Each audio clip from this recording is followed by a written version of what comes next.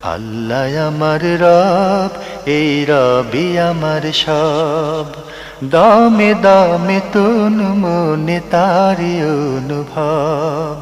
তোমার দুনিয়াতে আমি যেদিকে তাকাই, অথই নিয়ামতে ডুবে আছি সবাই। পাক পাখালির গানে শুনি তসবি কালো রব, তসবি কালো রব। আল্লাহ আমার রব, এই রবি আমার সব। আসসালামু আলাইকুম। আলহামদুলিল্লাহ, আসসালাতু আসসালামু আলা রাসূলিল্লাহ। প্রিয় দর্শক, আপনারা যারা দেশে আছেন প্রবাসে, সবাইকে জানাই অনেক অনেক প্রীতি ও শুভেচ্ছা। শুরু হলো অ্যান্টিবি আয়োজিত এবং ভীষণ নিবেদিত অনুষ্ঠান আপনার জিজ্ঞাসা। আপনাদের সাথে আছি আমি জয়নুল আবেদিন আজাদ, আর আপনাদের মনে জাগার প্রশ্নের জিজ্ঞাসার জবাব দিচ্ছেন বিশিষ্ট আলেম ডক্টর মোহাম্মদ সাইফুল্লাহ। আসসালামু আলাইকুম ওরহমতুল্লাহি ওবারাকাতুহ। প্রিয় দর্শক, চলুন তাহলে জিজ্ঞাসার জগতে। শুরুতে একটি ইমেল, যিনি পাঠিয়েছেন নাম প্রকাশে অনিচ্ছুক, লিখেছেন, একসময় আমার এক ধরনের হারাম কাজ করতে আগ্রহ হয়। যখন আমি জানলাম যে কাজটি তাওহীদের সাথে সাংঘর্ষিক নয় এবং কোনো মানুষের হকের সাথে সম্পর্কিত নয়, তবুও কাজটি করা হারাম, তখন আমি আল্লাহর প্রতি রাগ করে মনে মনে তার সাথে বেয়াদবি করে বসি। আমার প্রশ্ন, এক্ষেত্রে আমার ক্ষমা পাওয়ার কোনো সুযোগ আছে কি? হ্যাঁ, ধন্যবাদ আপনাকে। কেন ক্ষমা পাওয়ার সুযোগ নেই? ক্ষমা পাওয়ার সুযোগ নেই কেন? আল্লাহ রাব্বুল আলামিনের হক কোনো ব্যক্তি নষ্ট করলে সবচেয়ে বড় গুনাহ সেটা হলো ওয়া আন তুশরিকু বিল্লাহি শাইআন, যে তোমরা আল্লাহ তাআলার সাথে শিরক করবে। এটা হচ্ছে ভয়াবহ গুনাহ, যার ব্যাপারে আল্লাহ সুবহানাহু ওয়া তাআলা বলেছেন, ইন্নাল্লাহা লা ইয়াগফিরু আন ইউশরাকা বিহি ওয়া ইয়াগফিরু মা দুনা যালিকা লিমান ইয়াশা। যে আল্লাহ তাআলা এই শিরকে ক্ষমা করবেন না, এই কথা পর্যন্ত বলেছেন। সে শিরক পর্যন্ত আল্লাহ সুবহানাহু ওয়া তাআলা তওবা করলে ক্ষমা করে দেন। সুতরাং আপনি যে অপরাধ করেছেন সে অপরাধ ক্ষমা করা হবে না, এই কথা বলার কোনো স্কোপই নেই। এক্ষেত্রে কোনো ব্যক্তি যদি আল্লাহ তাআলার কোনো হক নষ্ট করেন, কোনো ব্যক্তি যদি কবিরা গুনাহ করেন, কোনো ব্যক্তি যদি কোনো অন্যায় করেন, এমন কি যদি শিরক করেন, তাহলেও আল্লাহ তাআলা তওবা করলে আল্লাহ সুবহানাহু ওয়া তাআলা ক্ষমা করে দেবেন। তওবা করলে অবশ্যই তওবা করতে হবে। ইন্নাল্লাহা ইয়াগফিরু যুনুবা জামিআ। আল্লাহ তাআলা অন্য আয়াতের মধ্যে বলেছেন, ইন্নাল্লাহা ইয়াগফিরু যুনুবা জামিআ। আল্লাহ রাব্বুল আলামিন সমস্ত গুনাহকে ক্ষমা করে দেন।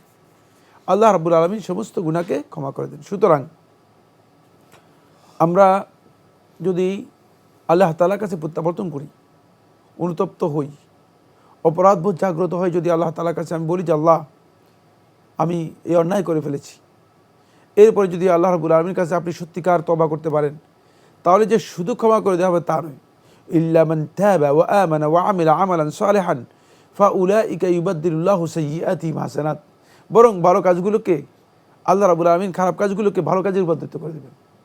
সুতরাং আল্লাহ তাআলার কাছে সেই পর্যায়ে তওবা করতে পারলে, তবে তওবাটা অবশ্যই ইয়া আইয়ুহাল্লাযীনা আমানু তুবু ইলাল্লাহি তাওবাতান নাসুহা। হে ঈমানদারগণ, তোমরা আল্লাহ তাআলার কাছে তওবা করো, তাওবাতান নাসুহা, একেবারে খালেস তওবা করতে হবে। তওবাটা আপনার এমন তওবা হতে হবে যে তওবাটা তওবায়ে নাসুহ হতে পারে। যদি তওবায়ে নাসুহ হয়ে থাকে, একেবারে খালেস তওবা হতে পারে, হয়ে থাকে, যেই তওবার মধ্যে তওবার শর্তগুলো পরিপূর্ণরূপে পাওয়া যায়, এমন তওবা যদি হয়ে থাকে, অবশ্যই আল্লাহ রাব্বুল আলামিন ক্ষমা করবেন। আল্লাহর রহমত থেকে নিরাশ হওয়াটা কুফরি।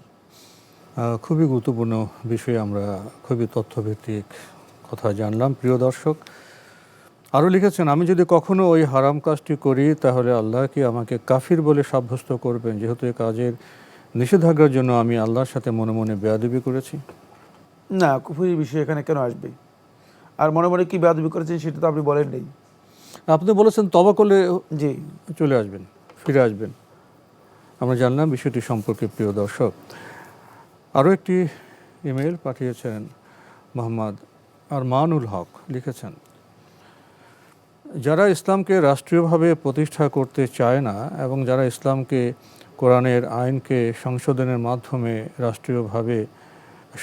মাধ্যমে রাষ্ট্রীয়ভাবে প্রতিষ্ঠা করতে চায়, তাদের বিরোধিতা করে এবং সরাসরি ক্ষমতার অপব্যবহার করে বাধা প্রদান করে, তাদের ব্যাপারে ইসলাম কি বলে? তারা কি মুসলমানের পর্যায়ে পড়ে না তাগুতের অন্তর্ভুক্ত? এখানে দুটি প্রশ্ন। প্রথম প্রশ্ন হচ্ছে যারা ইসলামকে রাষ্ট্রীয়ভাবে প্রতিষ্ঠা করতে চায়, আর দ্বিতীয় হচ্ছে যারা ইসলামকে রাষ্ট্রীয়ভাবে প্রতিষ্ঠা করতে চায় না বাধা প্রদান করে এবং সেই ক্ষেত্রে বাধা প্রদান করে। প্রথম কথা হচ্ছে, কেউ যদি ইসলামকে রাষ্ট্রীয়ভাবে প্রতিষ্ঠা করার ক্ষেত্রে জেনে বুঝে বিরোধিতা করে এবং বাধা প্রদান করে, তার এই কাজ কুফরি। সুতরাং বাধা প্রদানকারী ব্যক্তি জেনে বুঝে, যদি খুব এখানে শর্ত রয়েছে, জেনে বুঝে আমার এই কথাগুলো বুঝতে হবে, কারণ আমি ফিকহি কথা বলি অত্যন্ত সূক্ষ্ম। মানে জেনে বুঝে যদি কেউ বাধা প্রদান করে এবং এর বিরোধিতা করে, তাহলে তার এই কাজটি কুফরি হবে। সেই ক্ষেত্রে তাকে সহযোগিতা করাও কুফরির ক্ষেত্রে সহযোগিতা করার মতো এক প্রকারের কুফরি। তাদেরকে সহযোগিতা করা হারাম, জায়েজ নেই। তাদেরকে সহযোগিতা করা জায়েজ নেই। তবে এদেরকে সহযোগিতা করা কি তাগুত? না, তাগুত নয়। এই কাজটি কুফরি কাজ। সমস্ত কুফরি কাজ তাগুতের মধ্যে অন্তর্ভুক্ত নয়। সমস্ত কুফরি কাজকে এটাকে তাগুত হিসেবে আখ্যায়িত করা হবে, এই বক্তব্য শুদ্ধ নয়। আমাদের সমাজে অনেক মানুষ আছে যে তাগুতের ব্যাখ্যা নিজের মন গড়া ব্যাখ্যা দিয়ে থাকেন। তাগুত হচ্ছে, এর জন্য দুটি মৌলিক শর্ত থাকতে হবে। এক নম্বর মৌলিক শর্ত হচ্ছে এই যে ব্যক্তি আল্লাহর আনুগত্যের জায়গায় নিজের আনুগত্য নিয়ে আসবে, আল্লাহর বিধানের জায়গায় নিজের বিধান মানুষের জন্য চালু করবে, নিজে প্রভু হয়ে যাবে। হ্যাঁ, সে হচ্ছে তাগুতের পর্যায়ে আসবে, সে হচ্ছে তাগুতের পর্যায়ে আসবে। আর এটা হলো প্রথম শর্ত। দ্বিতীয় শর্ত হচ্ছে এতে নিজের সন্তুষ্ট চিত্তে এই কাজটা করবে, জোরপূর্বক অথবা না বুঝে করলে হবে না। নিজে সন্তুষ্ট হয়ে, হ্যাঁ, নিজেই জেনে বুঝে সন্তুষ্ট চিত্তে এটা করবে, তাহলে সে তাগুতের পর্যায়ে আসবে, অন্যথায় সে তাগুতের পর্যায়ে আসবে না। দুই নম্বর যে বিষয়টি খুবই গুরুত্বপূর্ণ, সেটা হচ্ছে এই, যারা রাষ্ট্রীয়ভাবে ইসলাম প্রতিষ্ঠা করার প্রয়োজনীয়তা মনে করেন না, অথবা রাষ্ট্রীয়ভাবে ইসলাম প্রতিষ্ঠা করা এর গুরুত্ব সম্পর্কে জ্ঞানও রাখে না, জানেনও না, মনে করেন যে এটা রাষ্ট্রীয়ভাবে ইসলাম প্রতিষ্ঠা করার বিষয়ই নেই। তারা মনে করে যে রাজনীতি একটি বিষয়, ইসলাম আরেকটি বিষয়। তারা অনেকে মনে করে থাকেন যে জানেন যে ইসলাম হচ্ছে মূলত মসজিদে গিয়ে আল্লাহ এবং নামাজ, রোজা, হজ, জাকাত এবং ইসলামের রুকন হচ্ছে এগুলা।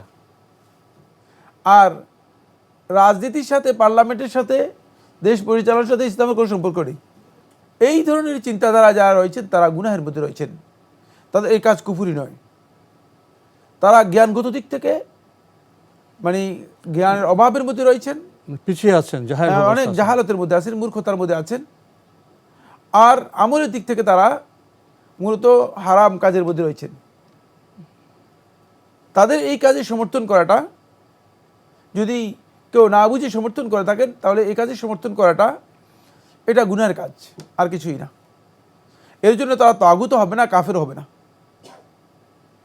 আর যদি কেউ না বুঝে করে থাকেন, তাহলে সে ব্যক্তি গুনাহগার হবেন, তার এটা কাজটা গুনাহ হবে, কিন্তু এটা বড় ধরনের গুনাহ হবে না। কারণ হচ্ছে সমাজে আগেই গুনার জ্ঞান তো থাকতে হবে, হুকুম তো জানতে হবে আপনাকে।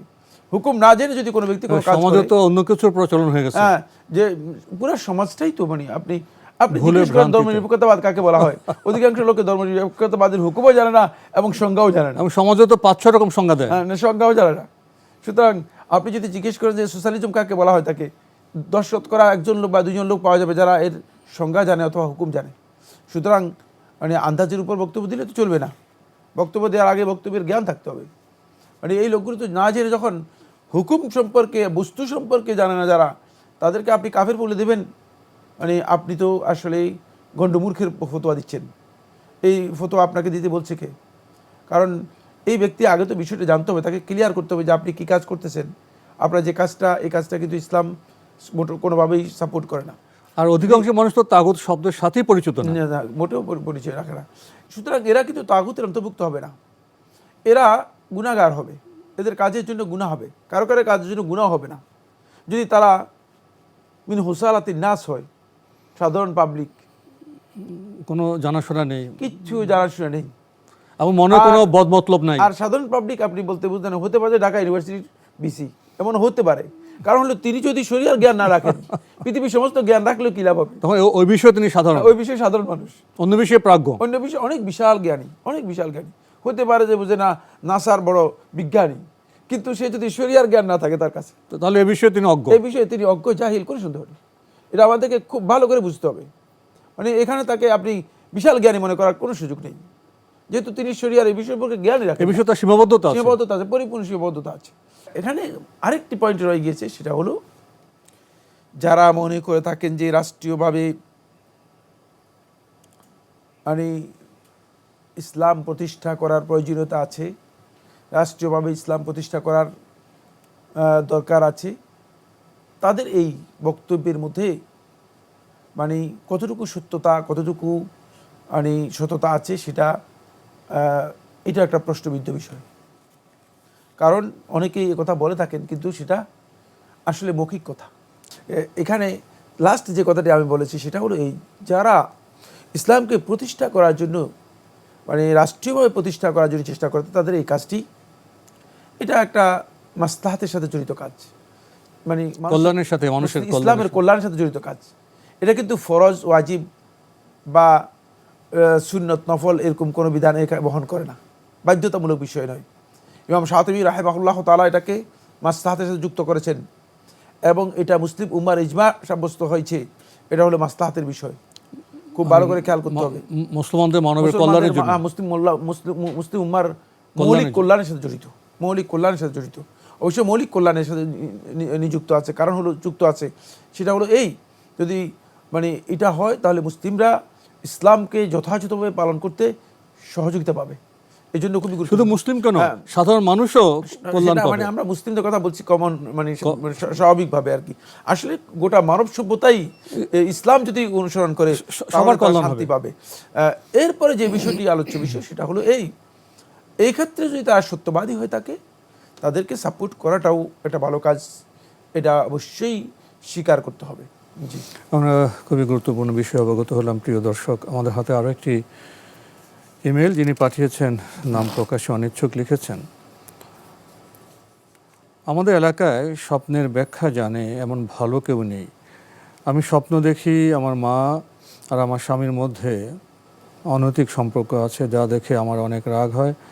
এই স্বপ্নটি আমি কয়েকবার দেখেছি, যদি জানাতেন এর দ্বারা কিসের ইঙ্গিত বোঝাচ্ছে। এমনিতেই আমার স্বামী আর আমার সম্পর্ক ভালো না, বিশেষ একটা, আমার স্বামী পুরোপুরি দুনিয়ামুখী। না, আমরা তো স্বপ্নের ব্যাখ্যা করি না। আপনি মানে এ ধরনের স্বপ্ন যদি দেখে থাকেন, তাহলে আপনি যারা আশেপাশে আছে তাদের সাথে যোগাযোগ করে যদি জানার চেষ্টা করেন, সেটা করতে পারেন। আমরা আসলে এ ধরনের স্বপ্ন আমরা স্বপ্নের তাবির করি না, এটা আপনারা জানেন নিশ্চয়ই। সুতরাং আমাদেরকে প্রশ্ন করে বিব্রত না করাটাই আমরা উত্তম মনে করছি। জি, প্রিয় দর্শক, আমাদের হাতে আরও একটি ইমেল দিয়েছেন এক ভাই, তিনিও নাম প্রকাশে অনিচ্ছুক, লিখেছেন, আমার বাড়ির আঙিনায় একটি নারিকেল গাছে কাকের বাসা থেকে সোনার একটি চেইন পেয়েছি, আনুমানিক 3 ভরি হবে। আমি কি এটি মসজিদে দিয়ে দেবো, নাকি এটা বিক্রি করে গরিব দুঃখীদের দিয়ে দেব? চেইনটি আমার স্ত্রীকে দিলে সে এটি নিতে অস্বীকৃতি জানান। আপনাদের কাছে এ বিষয়ে প্রশ্ন লিখতে বলেন, তাই লিখলাম। যদি আমরা ব্যবহার করতে পারি তাও কি ব্যবহার করব, নাকি অন্য কিছু করতে হবে, দয়া করে জানাবেন। উল্লেখ্য, চেইন পাওয়ার এই ঘটনা আমার স্ত্রী ছাড়া আর কাউকে বলিনি। অনেকে বিশৃঙ্খলা করতে পারে, তাই এখন কি করব, দয়া করে জানাবেন। ধন্যবাদ, খুবই গুরুত্বপূর্ণ প্রশ্ন করেছেন। প্রথম কথা হচ্ছে, এটা আপনি মসজিদে দিতে পারেন, অথবা জনকল্যাণমূলক কাজে আপনি খরচ করতে পারেন। আর যদি আর্থিকভাবে আপনি অভাবগ্রস্ত হন, আপনার যদি আর্থিক অসচ্ছলতা থাকে, যে আপনি চলতে কষ্ট হয় বা আপনার উপার্জনের যতটুকু প্রয়োজন এর চেয়ে কম আছে, মানে আপনার সংসার চলছে না এমন হয়, তাহলে সেক্ষেত্রে আপনি নিজেও ব্যবহার করতে পারবেন। আর আপনি যেটা বলেছেন যে এটা সকলকে জানানোর বিষয় না, মানে এটা যে মানে জানাতে হবে, এটা বাধ্যতামূলক নয়। মানে কোনো বিষয় কোনো ব্যক্তি যখন যত বেশি মানে আল্লাহ তাআলার নিয়ামতকে নিজে যত বেশি নিয়ামতের দিকগুলোকে যত বেশি গোপন করবে ততই ভালো। কারণ নিয়ামত উনি নিজে লিখেছে বিশৃঙ্খলা হতে পারে। নিয়ামতের বিষয় প্রকাশ করে বেড়ানো, এতে হাসাদ বেড়ে যায়, হিংসা বেড়ে যায়। হিংসা বিদ্বেষ। আর হিংসা এটা ওই ব্যক্তির জন্য ক্ষতির ভয়ঙ্কর কারণ হয়ে যায়। হিংসা খুবই অনেক সময় ক্ষতির কারণ হয়ে গুরুত্বপূর্ণ যায়। আমরা দেখতে পাচ্ছি যে আমাদের সমাজে অনেক মানুষ খুব ভালো মানুষ, কিন্তু তারা আছে ক্ষতিগ্রস্ত, অসুস্থ, জর্জরিত। এগুলোর কারণ হচ্ছে লোকদের হাসাদ, হিংসা। হিংসা এবং তার প্রতি লোকদের একটা বদনজর লোকদের মানে তার উপর পড়ে গিয়েছে। আমাদের অনেককেই ক্ষতিগ্রস্ত করেছে, শারীরিকভাবে ক্ষতিগ্রস্ত করেছে, মানসিকভাবে ক্ষতিগ্রস্ত করেছে, বিভিন্নভাবে ক্ষতিগ্রস্ত করেছে। হিংসুকের হিংসা এটি ভয়ঙ্কর বিষয়। আল্লাহ রাব্বুল আলামিন কোরআনে কারীমের মধ্যে বলেছেন ওমিন শাররি হাসিদিন ইজা হাসাদ। দেখছেন, ওমিন শাররি হাসিদিন ইজা হাসাদ, কত ভয়ঙ্কর কথা। কারণ ওই হাসেদ, ওই হিংসুক ব্যক্তি এত হিংসার মাধ্যমে এত বড় ক্ষতি করতে পারে যে যেটা আল্লাহ তাআলা কোরআনের মধ্যে আয়াত শিক্ষা দিয়েছেন, আল্লাহর কাছে এর জন্য আশ্রয় চাইতে বলেছেন। সুতরাং এটা অত্যন্ত ভয়ঙ্কর বিষয়, এই জন্য এটা আলোচনা করার বিষয় নয়। ঠিকই আছে, না জানি ভালোই করেছেন। জি, খুবই গুরুত্বপূর্ণ বিষয়ে আমরা অবগত হলাম। প্রিয় দর্শক, আরও একটি ইমেল পাঠিয়েছেন খন্দকার আহমদুল্লাহ কাউসার, লিখেছেন, আমি মাগরিবের তৃতীয় রাকাত পেয়েছি। এখন কি প্রথম রাকাত আদায়ের পরে আত্তাহিয়াতু পরে বৈঠক করে আবার উঠে তৃতীয় রাকাত পরে বৈঠক করে নামাজ শেষ করতে হবে? তাহলে 3 বার বৈঠক করতে হয়। মাগরিবের আপনি তৃতীয় রাকাত পেয়েছেন, কোনো অসুবিধা নেই, 3 বার বৈঠক করতে কোনো বাধা নেই। জি, এটাই হচ্ছে সুন্নাহ। দ্বিতীয় রাকাতে আপনি অবশ্যই বসবেন, এটা ওয়াজিব। আলেমদের মধ্যে কেউ কেউ ফরজও বলেছেন, তবে ওয়াজিব বিশুদ্ধ বক্তব্য। সুতরাং আপনি দ্বিতীয় রাকাতে বসবেন, তারপরে আবার তৃতীয় রাকাতে শেষ বৈঠক করবেন। জি, আমরা জানলাম বিষয়টি সম্পর্কে। প্রিয় দর্শক, আরও একটি ইমেল পাঠিয়েছেন ফাহিম রাফসান, লিখেছেন, মুবাহ কাজের ক্ষেত্রে বিপরীতমুখী আদেশপ্রাপ্ত হলে কার কথার গুরুত্ব আগে দিতে হবে, বাবা না মায়ের? না, যদি বিপরীতমুখী হয়ে থাকে তাহলে কাউকে গুরুত্ব দেবেন না। তাহলে আপনি দুজনকে কনভিন্স করার জন্য চেষ্টা করবেন এবং সমঝোতা অথবা কম্বাইন্ড করার জন্য চেষ্টা করবেন। কম্বিনেশনের প্রয়োজন হবে। বিপরীতমুখী কাজে আপনি মানে মাকে গুরুত্ব দিলে বাপকে ক্ষতিগ্রস্ত সম্পর্ক খারাপ হবে, আর বাপকে গুরুত্ব দিলে মায়ের সাথে একটা সম্পর্ক খারাপ করলেন। বিপরীতমুখী যদি বিষয় হয়ে থাকে তাহলে সেখানে সম্ভব সমন্বয় করার জন্য চেষ্টা করবেন। সমন্বয় করতে না পারলে আপনি মুবাহ কাজ থেকে বিরত থাকবেন। জি, খুবই গুরুত্বপূর্ণ বিষয়ে আমরা অবগত হলাম। প্রিয় দর্শক, আরও লিখেছেন, জামাতে সালাতের কাতারগুলি কি এক কাতার অপর কাতারের সাথে 2 পাশে সমান হওয়া বাধ্যতামূলক? মাঝখানের কোনো কাতার যদি আকারে অর্ধেক হয় তাহলে ওই কাতারের মুসল্লিদের সালাতে কি কোনো ক্ষতি হবে? স্পষ্ট হয়নি কথাটা। ব্যাপারে যে কাতারের তো কাতার শুরু শেষ আছে, জি।